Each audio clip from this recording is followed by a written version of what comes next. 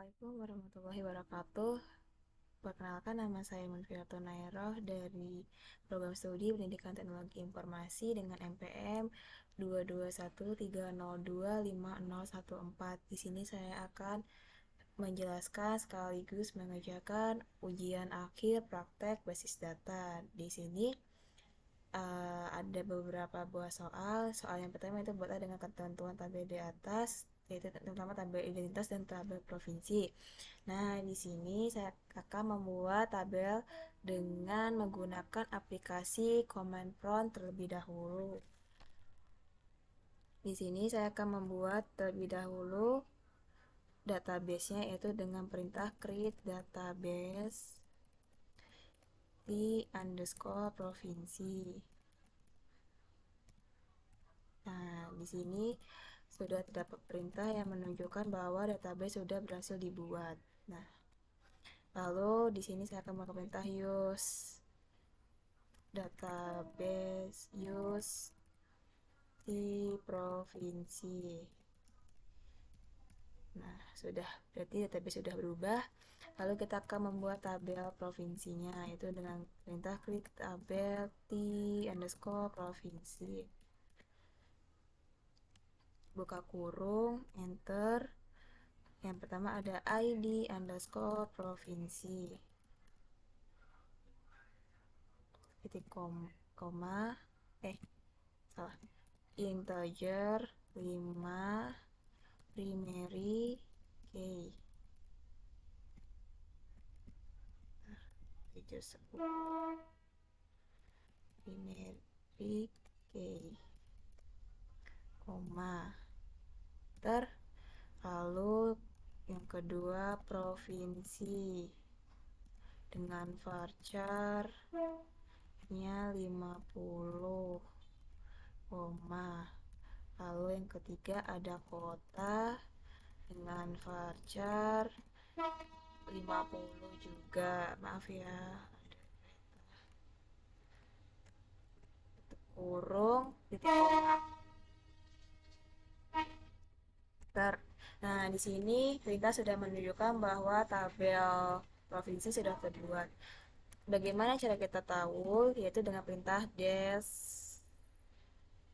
create underscore provinsi. Nah, di sini sudah tampilkan bahwa tabel provinsi sudah dibuat. Lalu yang selanjutnya kita akan membuat create database baru, yaitu database identitas dengan underscore identitas, koma. Nah, di sini database t underscore identitas sudah berhasil dibuat, maka kita ubah dulu ke database identitas, yaitu dengan use underscore identitas, koma. Nah, database sudah berubah. Lalu kita akan membuat tabel, yaitu create tabel di underscore identitas, titik koma. Sebentar, salah. Create tabel di underscore identitas, buka kurung, enter. Lalu yang pertama ada ID underscore identitas. Lalu dengan char 12. Di sini kita nggak pakai primary key, jadi langsung koma saja. Lalu yang kedua ada poin nama dengan varchar-nya 40, koma. Lalu ada lagi gender, and kita menggunakan enum, buka kurung, tanda petik M, koma, tanda petik F. Di sini maksudnya yaitu untuk memilih antara male dan female, koma. Lalu page dengan varchar-nya yaitu 40, koma. Lalu ada birthday dengan varchar 15. Lalu poin selanjutnya itu address dengan markernya itu 50. Lalu ada ID provinsi dengan integer 5. Oke, tutup kurung dan titik koma, enter. Nah, di sini kita tinggal melihat apakah tabel identitas tersebut sudah berhasil dibuat. Itu dengan dash di underscore identitas. Nah, di sini sudah muncul dan sudah menandakan bahwa tabel identitas tersebut sudah berhasil dibuat. Oke, akses. Yang pertama, ketik blank akses, lalu di sini kita ketik UAP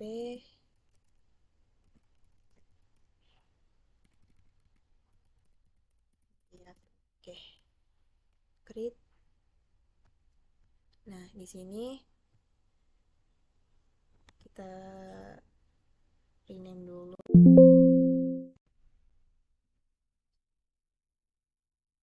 Kita desain dulu. Namanya di provinsi. Oke.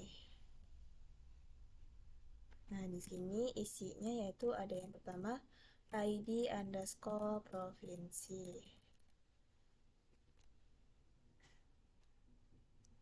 Lalu yang kedua ada provinsi. Yang ketiga ada kota. Oke. Di sini kita buka. Lalu kita buat lagi tabel, yaitu tabel untuk identitas. Jadi kita namain di underscore identitas. Oke. Nah, di sini kita poin yang pertama yaitu ID underscore identitas.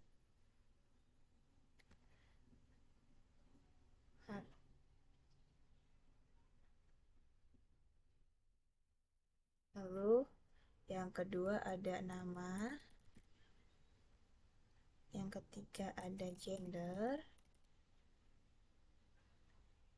Yang keempat ada place. Yang kelima ada birthday. Lalu yang keenam ada address. Dan yang terakhir ada ID underscore provinsi.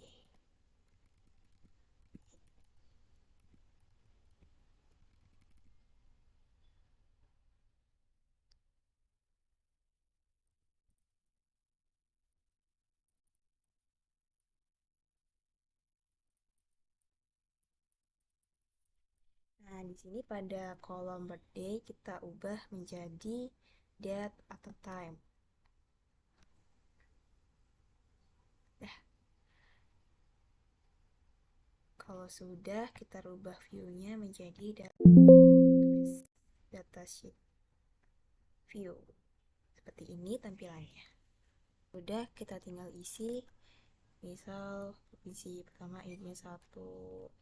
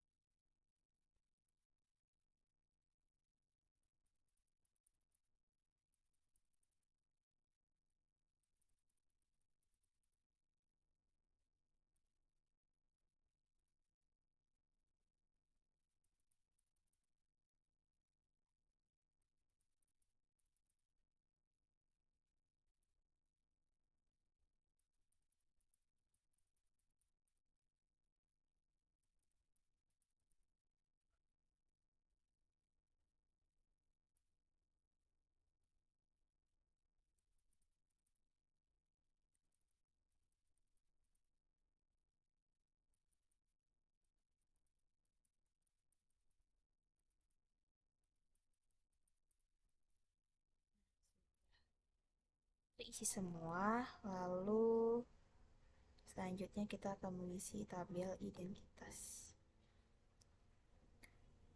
Ini diubah terlebih dahulu, karena kalau kayak gini nggak bisa diisi guys. Jadi kita ubah menjadi shortage. Oke, ubah lagi. Nah, dah. Kita isi misalkan 021.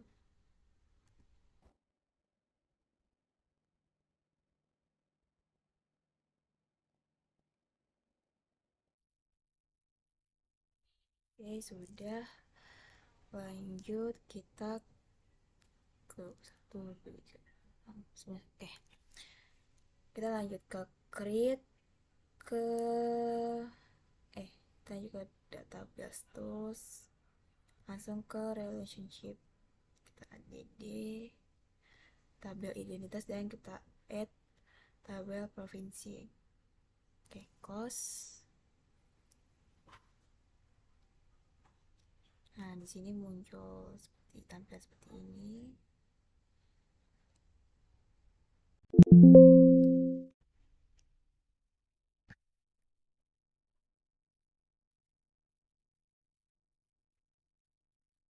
Ini tabel identitas, tabel provinsi dengan kolomnya ID identitas, dan sini juga provinsi. Di sini juga ID provinsi. Oke. Create. Nah, di sini sudah terbuat tuh segini-giniin. Oke, lanjut ke bagian create. Lalu kita jangan lupa di save. Oke, lalu setelah di save kita close. Nah, lalu selanjutnya kita akan membuat query. Yang pertama create query design, lalu disini masukkan identitas dan juga tabel provinsi. Oke, nah di sini kita buat dulu ID identitas, lalu di sini nama, di sini gender, lalu di sini place, di sini birthday, lalu di sini address, di sini ID provinsi. Lalu di sini juga ada ID provinsi dan juga ada provinsi. Oke, kita masukin semua. Nah, sudah. Lalu kita run. Nah, di sini sudah tertampil dan juga sudah terhubung menjadi satu. Lalu langkah selanjutnya kita akan membuat form. Ini ketik form. Jangan di save. Kita buat query identitas dan provinsi. Oke, kita buat. Nah, di sini sudah tertampil formnya.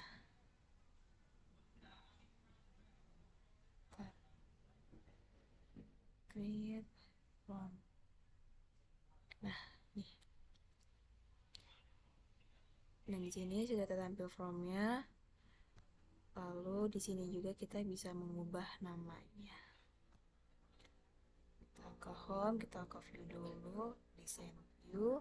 Nah, ini kita rubah namanya menjadi formulir mahasiswa PTI 2022.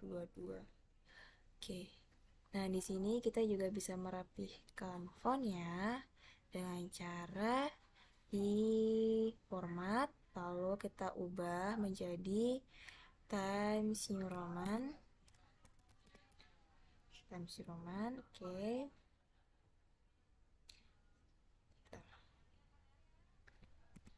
Times New Roman. Kita Lalu kita ubah ukurannya menjadi 16. Kita ketengahkan biar agak lebih rapi. Oke, lalu di sini kita bisa mengatur ukuran sesuai kemauan kita biar lebih rapi. Lalu kita ubah menjadi ke bawah sedikit. Oke. Lalu nah di sini sudah ditampilkan background. Caranya background yaitu dengan mencet format. Lalu di sini ada property sheet dan ke back color kita pakai yang text light. Nih, dah. Jadi untuk mengeceknya juga bisa melalui view ke home lalu ke from view. Nanti jadinya seperti ini. Contohnya tuh. Dan di sini juga bisa dilihat kan. Kalau kita kembali ke design view, ke design view. Habis itu kita akan membuat di sebentar, turunkan lagi yang ini, kita delete dulu.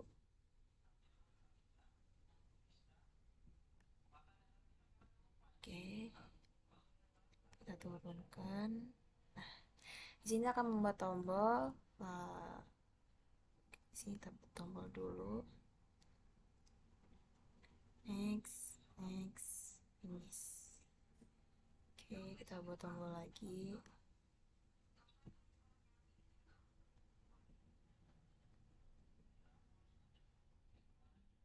Next, finish.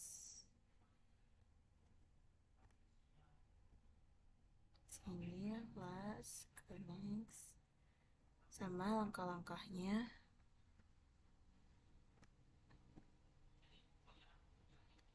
Next, finish.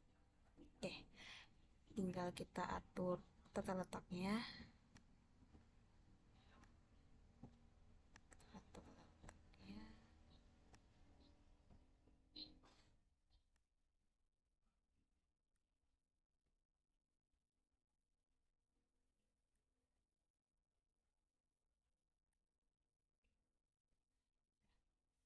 Lalu kita buat tombol lagi, cuma yang ini tombolnya berupa teks ya.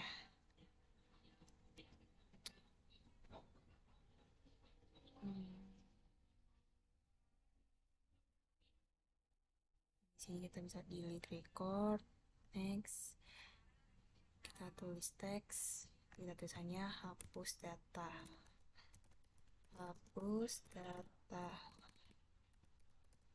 Oke, kita next.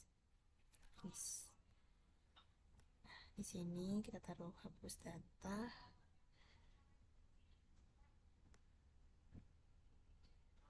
Di ini save data.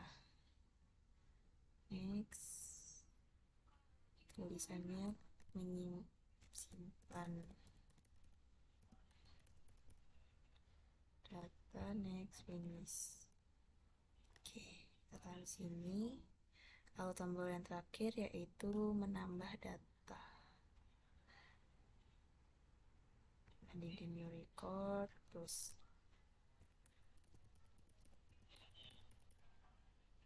kita next, finish. Oke. Nah, di sini sudah selesai. Kita tinggal cek yaitu dengan cara view from view. Di sini bisa klik tuh. Di sini ada poin keempat atau nomor 4 yaitu penjelasan dalam video berisi langkah-langkah. Yang pertama langkah-langkah dalam pengerjaan poin 1, 2, 3 sudah kita buat tadi. Lalu yang kedua, jelaskan mengenai Microsoft Access dalam basis data dan perbedaan menggunakan CMD dengan Microsoft Access dan kendala yang sering dihadapi kedua pengguna tersebut. Oke, di sini saya akan menjelaskan terlebih dahulu Microsoft Access. Jadi Microsoft Access itu sendiri memiliki tugas untuk mengelola basis data atau database, dan database atau Basis data adalah sebuah kumpulan data yang teratur dan terstruktur. Database ini nanti akan diolah secara khusus untuk menjadi sebuah informasi yang menarik. Oleh karena itu, database memerlukan data yang dimasukkan agar bisa mengolah. Berbeda dengan program aplikasi database yang lain yaitu Microsoft Access, secara khusus menggunakan mesin basis data yaitu Microsoft Jet Database Engine. Hal itu menjadikan program aplikasi ini memiliki tampilan grafis yang intuitif yang dapat semakin memudahkan pengguna dalam mengoperasikannya. Sedangkan untuk command prompt sendiri atau DOS prompt adalah sebuah command line baris perintah pada sebuah OS operating system berbasis GUI atau mengeksekusi file dengan cara menuliskan perintahnya pada jendela CMD. Atau singkatnya, command prompt ini adalah sistem operasi berbasis baris perintah karena sebenarnya command prompt atau DOS prompt ini pada awalnya digunakan sebagai sistem operasi, akan tetapi setelah DOS mulai banyak ditinggalkan, maka sekarang DOS tetap diintegrasikan oleh Microsoft pada Windows yang lebih kita kenal dengan nama MS-DOS atau command prompt. Nah, di sini perbedaannya itu yang pertama dalam mesin. Kalau Microsoft Access itu dia menggunakan Microsoft Jet Database Engine, sedangkan untuk command prompt atau CMD itu dia menggunakan GUI. Dan juga cara mengolah filenya itu juga berbeda. Kalau di Microsoft Access kita lebih ke langsung praktek gitu ya, kayak menggunakan tombol-tombol sistem gitu. Sedangkan kalau di CMD dia tuh sifatnya perintah. Jadi kita bukan memilih, melainkan mengetik perintah pada jendela di aplikasi. Diri dari kedua aplikasi tersebut, jadi pada command prompt itu biasanya user lebih sering mengalami error dikarenakan mungkin kurangnya teliti dalam penulisan perintah. Seperti contoh lupa menulis titik koma atau menambahkan koma sehingga program biasanya akan menampilkan error gitu. Lalu untuk Microsoft Access kemungkinan karena banyaknya fitur sehingga terkadang user itu masih kebingungan dalam menggunakan Microsoft Access gitu. Sekian dari saya, bila ada salah kata saya mohon maaf. Wassalamualaikum warahmatullahi wabarakatuh.